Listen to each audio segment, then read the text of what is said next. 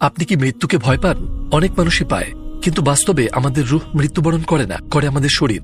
মৃত্যু অস্তিত্বের, অন্তরের নয়। এটা শুধুমাত্র একটা স্থানান্তর। যেমন যখন আপনি বাড়িতে ফেরেন, আপনার কোট হ্যাঙ্গারে ঝুলিয়ে আপনার ঘরে চলে যান, ঠিক একইভাবে যখন আপনি মৃত্যুবরণ করেন, আপনি আপনার দেহ ত্যাগ করেন একটা কোটের মতো। আপনার রুহ একটি ভিন্ন জগতে প্রবেশ করে। প্রত্যেকটা ঘরই একজনের মালিকানাধীন, আর তিনি আল্লাহ তাআলা, এবং তিনি জন্ম ও মৃত্যুর স্রষ্টা।